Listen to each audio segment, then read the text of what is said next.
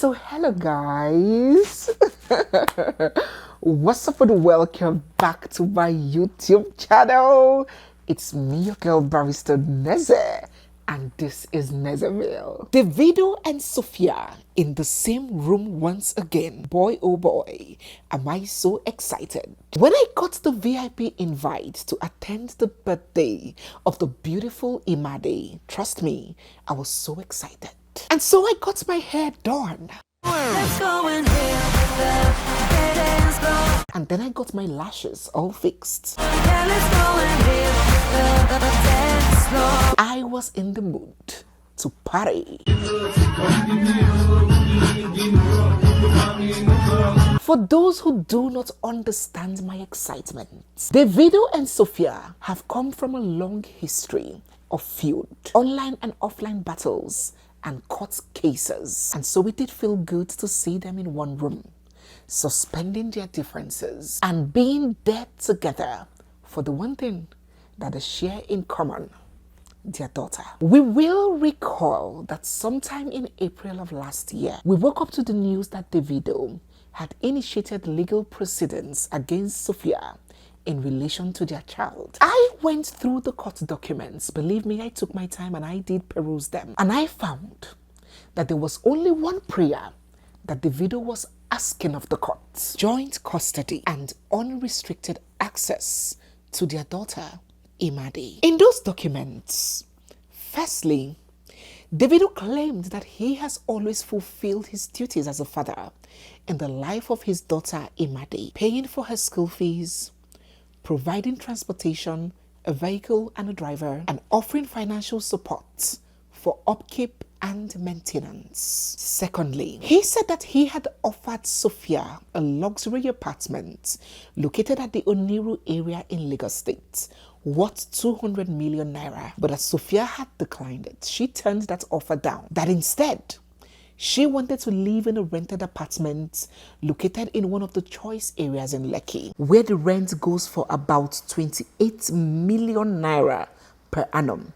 She complained that Davido said that he would only bring 5 million naira per annum for rent, and that was not enough. Thirdly, he claimed that Sophia had been deliberately frustrating his efforts to have a relationship with his daughter, Imade, either denying or limiting access to the child according to her mood and discretion, and that she was being uncooperative and unreasonable, using their child to extort money from him. And so he wanted to formalize the custody arrangement, structure it in such a way that it will ensure that everybody had their time without undue interference by the other or from the other. His intentions was not to take the child from the mother, but to share in the child's life. Does this sound reasonable to you? As you drop your comments, don't forget to give this video a big thumbs up. Hit the subscribe button if you're new here or if you've been watching without subscribing,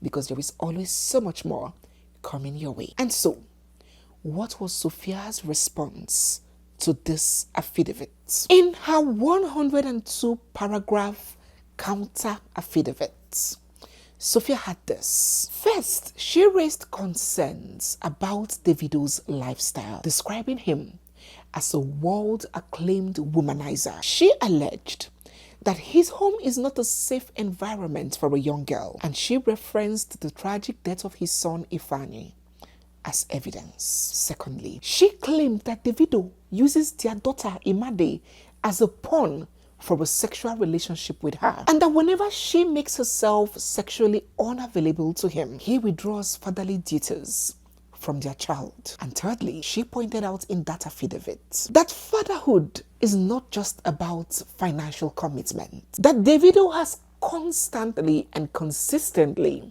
shown a lack of emotional support and availability for their child, and that he has made very little or no efforts to be involved and present for their baby girl and to maintain a real, true father and daughter bond. Hence, she objected to the request of joint custody, maintaining that she should have sole and full 100% custodianship of their child. When I went through all the court documents, both the one filed by Davido And the response that Sophia gave, I gave my own opinion, and I seldomly do. I don't want my platform to just be about me. So typically, I'll bring the stories to you, present them through the facts available to me, and I'll ask you what you think. But on a few instances, like the instances of Wumi and Mohbad, May Edochie and Yul Edochie, Mr. Ibu and his adopted daughter Jasmine, and this one, Davido and Sophia, I emphatically and unabashedly gave my opinions.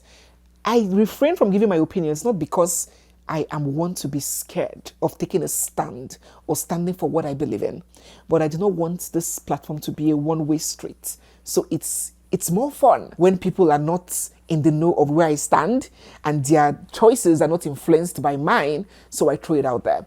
But on some occasions, I would say what I feel. And on Davido and Sophia's case, I made a video to give my opinion about what is going on. And I said, no, Sophia, darling, you need to take it easy. You need to calm down. Some people were upset. They were offended. But as I tell you, it is my job to get you offended. It is my job to get you thinking. It is my job to piss you the hell off. So be my guest. Some people were offended. They accused me of, they said, listen, you are not a girl's girl. You are a fan of Davido. More. Standing who? At this old age, please do old people still stand? So they were like, you are not fanning Davido. Some even brought tribal issues to it. You can imagine how daft some people are, that my opinions on public issues will be followed by tribe.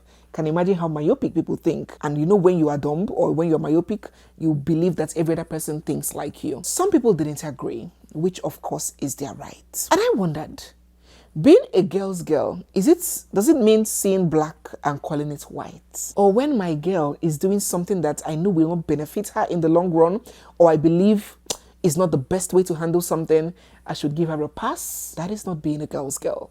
That is living in a fool's paradise. Nobody loves to see a downtrodden woman rise and shine more than I do. A woman whose society has blacklisted that she cannot. A single mother. A divorcee. Oh, how deeply overjoyed I will be to see Sophia find one rich bobo, one correct guy that will sweep her off her feet and make her forget this Davido madness, and seeing her doing good and well for herself, becoming that cornerstone that was once rejected.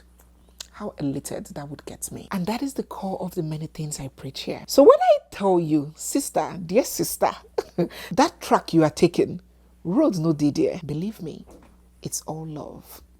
And these were my reasons. Firstly, in a society filled with many irresponsible men that take advantage of the fact that there are no consequences for behavior, where you see a father say, make sure chop the pikin, when my pikin grow up, my pikin go look for me. I did not crown Davido a king for wanting to care for his own daughter. It's his responsibility, and in normal societies, that is how we should be. But it gave me some molecule of happiness to see a father fighting in courts to be involved in his daughter's life, despite he has many other children. And so when I perused the court documents and I saw that this man is not asking for sole custodianship.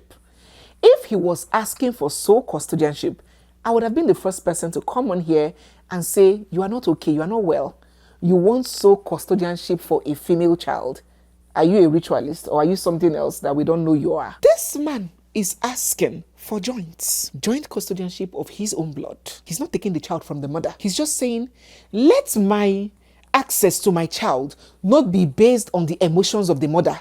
Today, if I don't treat the mother well, she will bar me from my child. Let it be official that I can access my child at this time and this time. And I know that when is my time, it is my time. He was asking, or he is asking, for joint custodianship, not sole custodianship.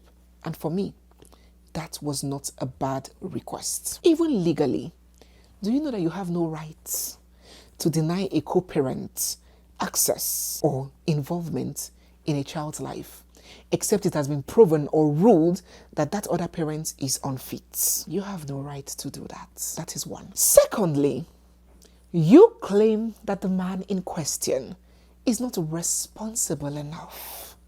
And so I got curious and I asked, he is not responsible enough to be your father to his daughter, but he is responsible enough to be your lover. Right? Because in those court documents, I am not the one saying it. Please read. Let's learn to read. In those court documents, Sophia admitted that after the disgrace and the bashing that Davido gave her that first time, where he called her an old woman, a wretched, there's nothing he didn't call her. He insulted her in public, dragged her, humiliated her. After all those, they got back together and they began, she called it dating. But of course, Davido didn't see it as dating. He may have seen it as a booty call. But according to her, she still went back to him to continue having sex with him, to continue dating him. They had something again just in recent times, when he had that little break with Chioma.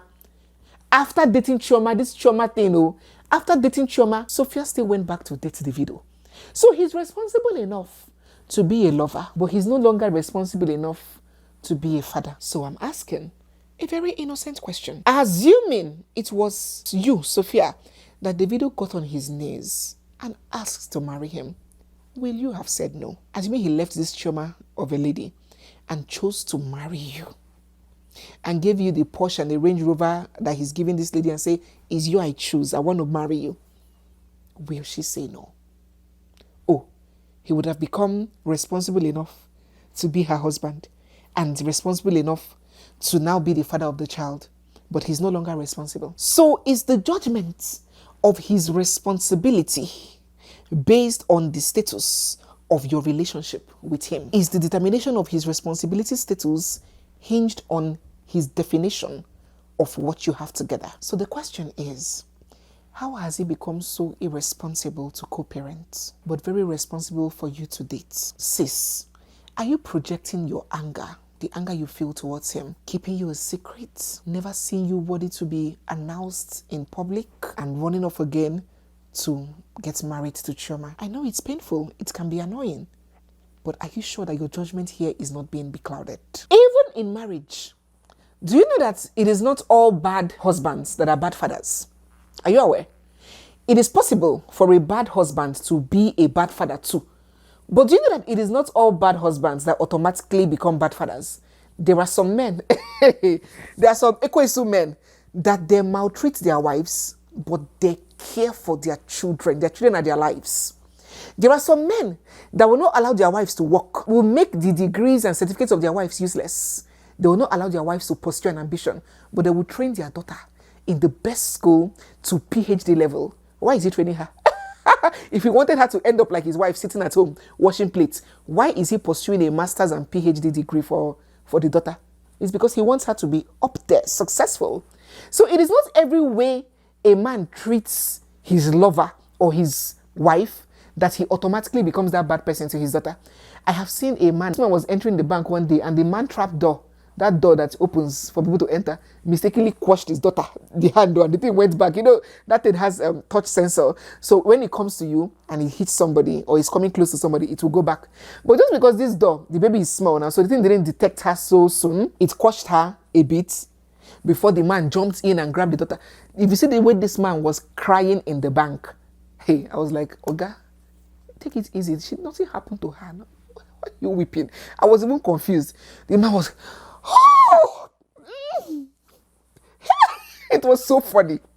But this man might be a woto giver to his wife. You cannot just define a relationship that man has with his child based on how you people's relationship are, except there is concrete evidence to show that just as he is a bad spouse or a bad lover, so also is he a bad father. But in this case, was there evidence? If there was evidence that shows that Davido is unfit, I would have been the first person to stand and say, please, why should you give your child to an unfit man, to a man that has history of molestation, to an abusive father because of what the society will say? No, I wouldn't have supported that. But for now, there is no evidence to show that that man poses any form of threat or danger to that baby. And referencing the death of his son was very unfair to me, because that thing that happened to that child may have happened to even you. If you were married to that man, you would have still been going up and down with him, attending functions with him. There is no parent in the world that their eyes is always on their child 24/7. These toddlers are terrorists. In 1 second, they can finish you. There were 8 adults in that home. It was just unfortunate and demonic that that incident had to happen. And now it becomes a reason why he cannot co-parent. Really? Let us be fair. Thirdly, another reason why I felt a bit off about the way Sophia was handling this custody thing was that grandpa tried to intervene. The man's father, who loves that baby girl, that's his granddaughter, so much. In fact, the granddaughter even looks like him. He loves the baby so much. And he tried to intervene. She, Sophia, even admitted in the court document that sometimes when Davido is late to pay the school fees or to meet up one request or the other, it is grandpa, it is daddy that does the paying. That man is a very humble, down-to-earth man. If not even Davido bringing out his leg, you won't even know that he's a billionaire that he is because he's just calm. Daddy does not like trouble. Daddy brought himself to you, trying to make amends, trying to make peace, trying to stand in the gap of his son. And you're responding to daddy, please speak to my lawyers, I'll speak to my lawyers. Please, please, I'll see you in court. Really? Oh God. This boy in question, or man, whichever one he is, Davido, is a Yoruba man. You are a Yoruba girl. Daddy is a Yoruba man. You have an advantage. Oh yes, let me tell you, let me break it down. Baby mamaism in Yoruba land is not an abomination. I'm not saying that some people don't resist it or some people don't find it repulsive. I am saying it is not an abomination where somebody will say, hey, you don't keep person. The Yoruba setting is a bit more lax, more accepting of those kinds of settings where you can find concubine, go sew uniform with family, attend family function, they dance there. Where your sister-in-law, your husband's sister, will know and be friends with his baby mama. They will be friends. She'll be going to her house to eat. In Igbo land, with the Igbos, we don't play like that. We're not a play like that. I'm not trying to castigate one over the other. I'm trying to tell you that every tribe has what is a bit tolerable. Just as the Igbos too have their disadvantage. The Yoruba marriage is usually more lax when it comes to the freedom of the woman than the Igbo marriage. In the Yoruba marriage, a woman can be a Christian and the husband will be a Muslim and they will live happily. The president of your country, Bola Tinubu, he's a Muslim, the wife is a Christian. The former governor of Lagos State, Fashola, he's a Muslim, the wife is a Christian. The wife can go to her place and build house for her people and do things for her people, but in Igbo marriages, the woman is assumed, you live all you know. Live your life, live your everything. You are a fresh human being. You have to be 100% into that marriage. It's all about your husband, your new family. Now, once you are married, bam, you enter. You enter with all your body, soul, spirit, and mind. Whatever church your husband is going to, you go there. Whatever your husband, you do it. You must keep his name, everything. Your husband, you have to carry that marriage on your head. So every place has what can be a bit tolerable and what is tufiakwa for them. Some have their advantages, some have their disadvantages. So what I'm trying to say is, in the Yoruba setting, you can be a baby mama and still be respected and accepted by members of the extended family. But you can only achieve that when you are cooperative and when you're respectful. Because Yorubas love respect so much. Even if you're pretending, yes, pretend that respect, they like it when you calm down. But when you are telling the chief patriarch of the family how you should see him in court, he's trying to make peace with you. You are the one bullshitting him, saying, speak to my lawyers. Don't you know the politics of baby mamaism? Don't you know the rules of engagement in the life that you have chosen to live? Because it was a decision that you made. It was a choice. So since this daddy, the man's father, likes you, respects you, honors you, approaches you with respect, loves his grandchild, if you calm down, you can penetrate through that daddy. Daddy will be the one fighting your cause, protecting your interests and the interests of that your daughter. And at the end of the day, that Davido will now be doing that thing that you want him to do. It's not about fighting grandpa. It is not a legal battle thing. You can go to that court and I tell you, the judge can even slash that thing that you are saying is not enough. Because the issue here that Sophia had is not that Davido was not doing at all. The issue is that he wasn't doing enough.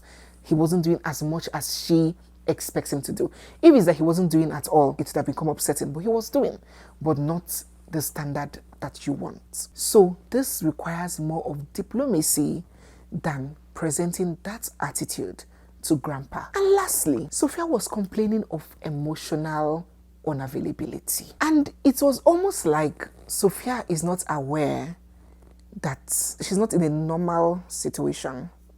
That where she is a complex situation. It's complex. This is a married man that has, is it 4 children or 5 children from 5 different women or 4 different women? It is complicated. And the sooner she understands the dynamics of her situation, the better she would handle her expectations. And worse still, is that the man is now an entertainer. Not just the entertainer of life band, he's now a world acclaimed entertainer, Grammy entertainer. Those kinds of men. For you to be in a relationship or married or have a child with those kinds of men, you have to be ready, because even their own families don't have them.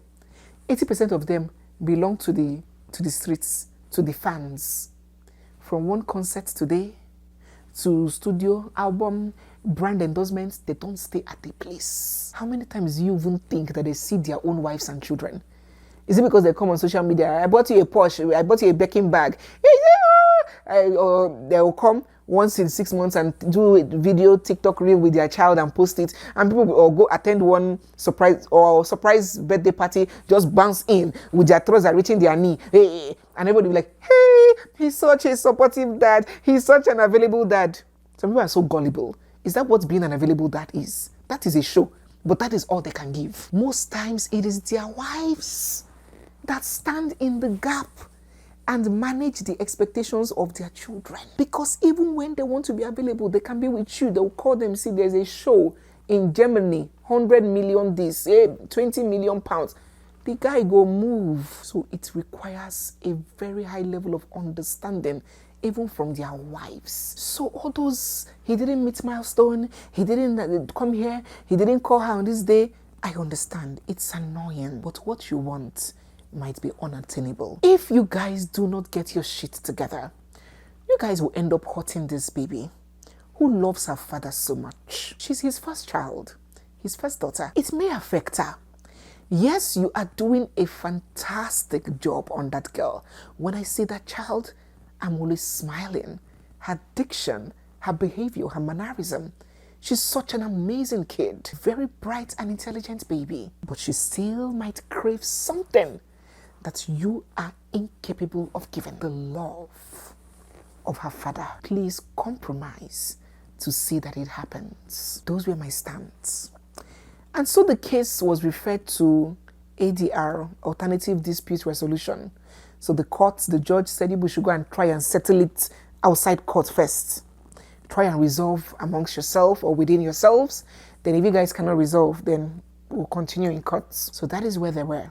But the enmity was crystal clear. So here we are today.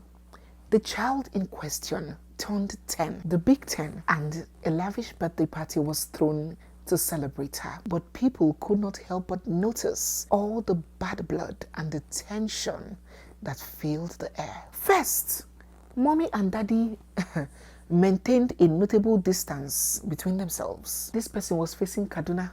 The other person was facing Kano. They avoided eye contact, refrained from any direct interaction, didn't speak or say a word to each other. And when it was time to cut the cake, the social distancing between them, it was COVID-19 approved.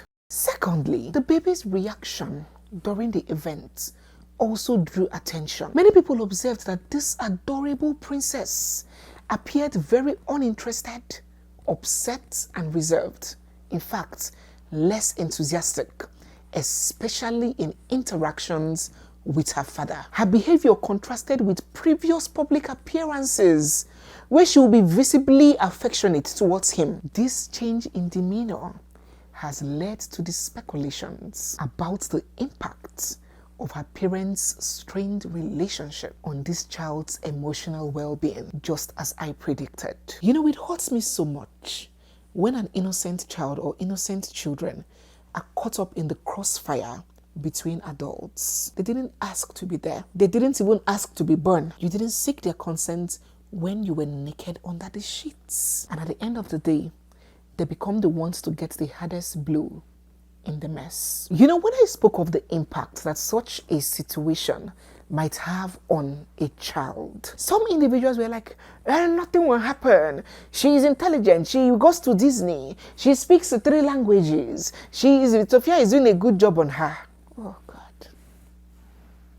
And I said, yes, you may speak 5 languages and be Harvard trained. Take 3 vacations annually, but still feel a void in your chest, a void in your heart that nobody else can see, but only you can feel. Do you know the impact it will have on a child, especially an Ajebota child in this 21st century, knowing that her parents hate each other, feeling like she has to choose a camp between her parents, dealing with abandonment issues, having a feeling that she is a product of animosity. And I said then and I say again, it is not in the child's best interest. If you know the kind of relationship that this child has with her father, and you have seen how she usually is around her father, then you may suspect that she's not happy and that she has unresolved emotions that she's dealing with. And these may take a toll on her in the long run. I really do hope that Davido and Sophia put their differences aside, compromise, agree, have a relationship. By a relationship, I mean a cordial, warm, parenting relationship in the interest of that baby girl, because this is a life that we are talking about. She's still young. It is not too late. I really do hope that they do the right thing. For women who have found themselves in a situation where they are with a child from a man that has hurt them, I want to encourage you. I know that you are dealing with your own pain, your betrayal, and in the eye of a storm and a separation, you will pull out every tool to hurt that person that hurts you. Sometimes even if that tool is the child that man loves. But I want you to please think of that child first. And for men that find themselves in situations where their ex-wife or their baby mama, or they have a child with a woman that they're no longer with, and the woman is trying to use the child to hurt them or to punish them, keep them away from their child. You cannot just sit back and say, in fact, some of them are even happy. Oh, perfect excuse. I know what to say in future. Is your mother, or she didn't allow me? Oh, you don't, they'll allow you. Oh yeah, go now. When my child grows up, they'll look for me. Why would you approach that situation with a loser mentality? If it was money, if it was a job, if it was a contract, will you easily let it go like that? Do your best. Put up a fight. Show that child. Children don't forget. Children do not forget. When that child grows up, that child will remember. I remember when my father was trying to talk to me. I remember when my father showed up in my school to see me because my mommy would not allow me see my daddy. I remember when my daddy called me on the phone through the house help's phone and was asking me how I am. I remember how my father sent me a gift. The child will remember. You cannot just sit back and say, the mother didn't allow me now. Let her go. Then in future you show up and start saying, it's your mother. No, you two didn't want to try. Don't give up on your child. Do your best. And when that child grows up, the child will remember your efforts. You cannot just stop training your child in school because you're fighting with the mother. Send that money. When the child grows up and the child is saying, my father abandoned me, you will show your receipts. Sweetheart, I didn't abandon you. Look at this. I was paying your school fees. I was trying my best. It was your mother that was frustrating me. And that child, believe you me, will turn around and hold their mother accountable. So don't just disappear. Do your best. I do hope, as I mentioned earlier, that Davido and Sophia will find a middle ground and learn to co-parent this blessing that God has endowed them with. Let us get your thoughts down in the comment section. Let us get your thoughts, your words of advice, not just for Davido and Sophia, but for men and women going through the same thing. Let us get your experiences too, if you have any. Please share them all down in the comment section. So guys, yes, we have come to the end of today's video. If you're new here, you are seeing me for the first time, or if you've been watching without subscribing, don't forget to hit the subscribe button, give this video a big thumbs up, drop all your comments down in the comment section, and stay glued, for we have so much more coming your way. It's me, your girl, Barrister Neze, and this is Nezeville. I'll see you guys in my next one. For now, bye.